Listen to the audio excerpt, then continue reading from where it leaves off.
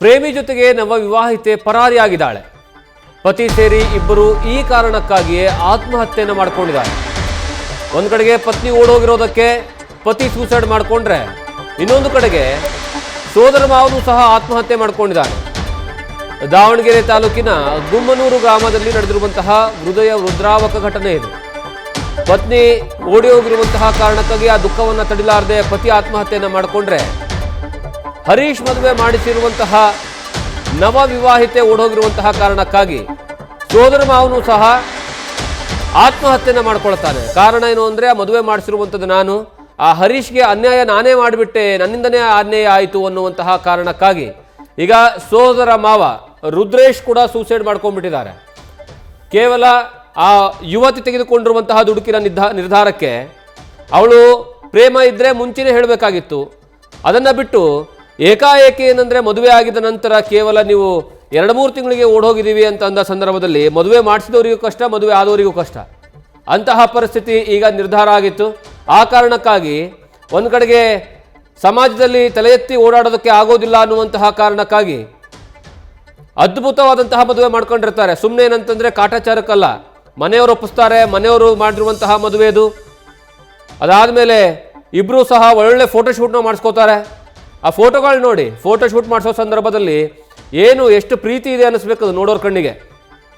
ಆದರೆ ಅಷ್ಟು ಅದ್ಧೂರಿಯಾಗಿ ಫೋಟೋಶೂಟನ್ನು ಮಾಡಿಸಿ ಅದಾದಮೇಲೆ ಮದುವೆ ಆಗುತ್ತೆ. ಮದುವೆ ಆಗಿದ ನಂತರ ಏಕಾಏಕಿ ಓಡೋಗ್ಬಿಟ್ರೆ, ಅದು ಕೇವಲ 2 ತಿಂಗಳಲ್ಲೇ ಓಡೋಗಿರುವಂತಹ ಕಾರಣಕ್ಕಾಗಿ ಪಾಪ ಅವನು ಮದುವೆ ಆಗಿರುವಂತಹ ಯುವಕ, ನನ್ನ ಜೀವನದಲ್ಲಿ 2 ತಿಂಗಳಲ್ಲಿ ಈ ರೀತಿ ಆಯ್ತಲ್ಲ ಅನ್ನುವಂತಹ ದುಃಖವನ್ನು ತಡಿಲಾರ್ದೇನೆ ಹರೀಶ್ ಸಾವಿಗೀಡಾಗ್ತಾರೆ, ಆತ್ಮಹತ್ಯೆಯನ್ನು ಮಾಡ್ಕೊಳ್ತಾರೆ. ಇದೆಲ್ಲಕ್ಕಿಂತ ಇಂಪಾರ್ಟೆಂಟ್ ಏನು ಅಂದರೆ, ಯಾವುದೋ ಒಂದು ಒಳ್ಳೆಯ ಮದುವೆ ಆಗುತ್ತೆ, ಒಂದು ಚೆನ್ನಾಗಿ ಸಂಸಾರ ಆಗುತ್ತೆ ಅಂದರೆ ಸಂಬಂಧಿಕರು ಸರ್ವೇ ಸಾಮಾನ್ಯವಾಗಿ ಒಂದು ಚೆನ್ನಾಗಿರೋ ಹುಡುಗಿ ಇದ್ದಾಳೆ ಇಲ್ಲಿ ಅಂತ ತೋರಿಸುವಂಥದ್ದು ಸಾಮಾನ್ಯ. ಆದರೆ ಆ ಹುಡುಗಿ ಚೆನ್ನಾಗಿದ್ದಾಳೆ ಅಂತ ತೋರಿಸಿ ಮದುವೆ ಮಾಡಿಸಿರುವಂತಹ ಸೋದರ ಮಾವ ಏನಿರ್ತಾನಲ್ಲ, ಸೋದರ ಮಾವನಿಗೆ ಈ ಒಂದು ದುಃಖ ತಡೆಯೋದಕ್ಕೆ ಆಗೋದಿಲ್ಲ. ನಾನೇ ಹರೀಶನ ಜೀವನವನ್ನು ಹಾಳು ಮಾಡಿಬಿಟ್ಟೆ, ನಾನೇ ಮುಂದೆ ನಿಂತು ಮದುವೆಯನ್ನು ಮಾಡಿಸಿದೆ, ನಾನೇ ಈ ಹುಡುಗಿಯನ್ನು ಪರಿಚಯ ಮಾಡಿಸ್ಕೊಟ್ಟೆ, ನನ್ನಿಂದನೇ ಸಂಸಾರ ಸಂಪೂರ್ಣವಾಗಿ ಹಾಳಾಯಿತು, ಅವನ ಸಾವಿಗೆ ನಾನೇ ಕಾರಣ ಆದೆ ಅಂತ ಸೋದರ ಮಾವ ರುದ್ರೇಶ್ ಸಹ ಆತ್ಮಹತ್ಯೆಯನ್ನು ಮಾಡ್ಕೊಳ್ತಾರೆ.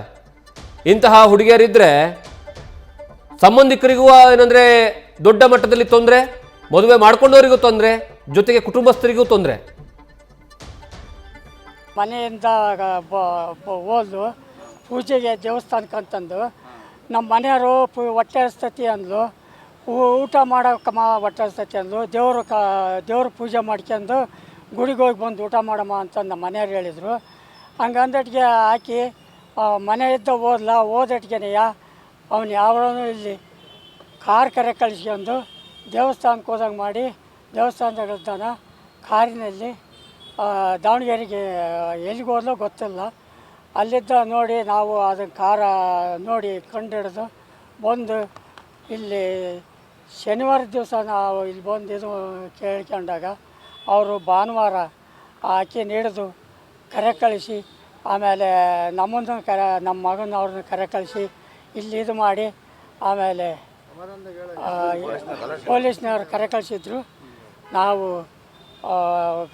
ಇಬ್ಬರು ನನ್ನ ಮಗನ್ನು ಆಕೆನು ಇಲ್ಲಿ ಸಾಹೇಬ್ರು ಕೇಳಿದಾಗ ಅವರು ನಮ್ಮನ್ನು ಒಳಗೆ ಬಿಟ್ಕೊಂಡದ್ದೆಲ್ಲ ಅವ್ರು ಹೇಳಿಕೆ ತಗೊಂಡು ಹೋಗ್ರಿ ಅಂತಂದು ಅವ್ರ ಮನೆಗೆ ಹಾಕಿ ಕಳಿಸಿದ್ರು. ನಮ್ಮ ಹುಡುಗನ ಈ ಕಡೆ ಕಳಿಸಿದ್ರು. ನಾವು ಊರಿಗೆ ಹೋದ್ವಿ. ಅವ್ರು ನಮಗೆ ಅವರಿಗೆ ಗೊತ್ತು, ನಮ್ಮ ಹುಡುಗಗೂ ಗೊತ್ತು, ಅವರಿಗೆ ಸಾಹೇಬರಿಗೆ ಅವರು ಕೇಳಿದರು. ಅವಾಗ 2 ತಿಂಗಳು ಮನೇಲಿ ಚೆನ್ನಾಗಿದ್ಲು ಆಕೆ. ಏನು ಅನ್ನೋದು ನಮಗೆ ಒಂದು ಸ್ವಲ್ಪನೂ ಇದನ್ನು ತೋರಿಸ್ಲಿಲ್ಲ. ಆಕೆ ಭಾಳ ಅನುಕಂಪ ತೋರಿಸಿ ಅಂದಿದ್ದಾಳು. ಹಂಗೆ ಏಕಾಏಕಿ ಹಂಗೆ ಚೆನ್ನಾಗಿ ನೋಡ್ಕೊಂತ ಇದ್ಲು. ಏಕಾಏಕಿ ಹಂಗೆ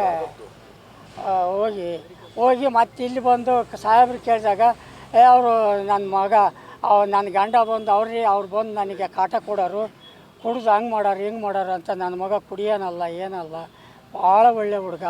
ಫ್ಯಾಕ್ಟ್ರಿಗೆ ಹಿಂಗೆ ಕೆಲ್ಸಕ್ಕೆ ಹೋಗ್ಬೇಕಾರೆ ಮತ್ತೆ ನೋಡೋ ದಾರಿಯಲ್ಲಿ ಬಂದು ಇನ್ನೊಬ್ಬನು ಅವನು ಹಾಕಿ ಕರ್ಕೊಂಡು ಹೋಗಿದ್ನಲ್ಲ, ಅವನು ಬಂದು ಅಲ್ಲೇ ನಿನಗೆ ಅಂತ ನಿಂತಾನು, ನಿನ್ನ ಹಂಗೆ ಮಾಡ್ತಾನೆ, ನಿನ್ನ ಬೇಡ ನಿನ್ನ ನಾನು ಹಂಗೆ ಇದು ಮಾಡಿಬಿಡ್ತಾನೆ ಅಂದು ಅವನ್ನ ಎದುರಿಸಿ ಪ್ರಾಣ ಭಯಕ್ಕೆ ಕೊಟ್ಟಿದ್ದೆ. ನನ್ನ ಮಗ ಹೊಲಕ್ಕೆ ಹೋಗ್ಬೇಕಾದ್ರೆ ರೋಡ್ನಲ್ಲಿ ಆ ಥರ ಹಿಡ್ಕೊಂಡು ಅವ್ನು ಎದುರು ಮಾಡಿದ್ದೆ.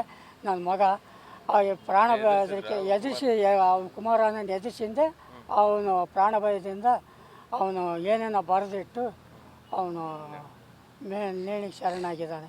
ನಮಗೆ ನ್ಯಾಯ ಕೊಡಬೇಕು.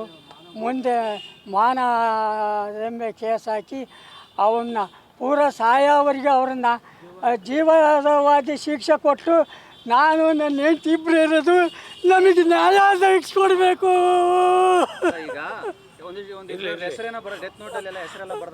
ಹೆಸರು ಬರ್ತಾರೆ, ನನಗೆ ಓದಕ್ಕೆ ಬರೋದಿಲ್ಲ ಸರ್.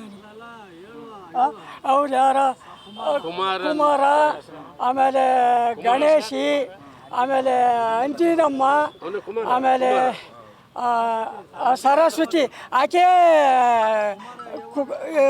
ಸರಸ್ವತಿನೇ ನನ್ನ ಮಗ ಮದುವೆ ಆಗಿರೋಕೀಗ ಸರಸ್ವತಿಯ ಕುಮಾರನ ಲವ್ವರು ಎದುರಿಸಿ ನಿನ್ನ ಹಂಗೆ ಮಾಡ್ತಾನೆ ಹಿಂಗೆ ಮಾಡ್ತಾನೆ ಆಕೆ ಎತ್ತಕ್ಕೆ ನಾನು ಆಳ್ತಾನೆ ಅಂತ ಕರ್ಕೊಂಡು ಹೋಗಿದ್ದಾನೆ.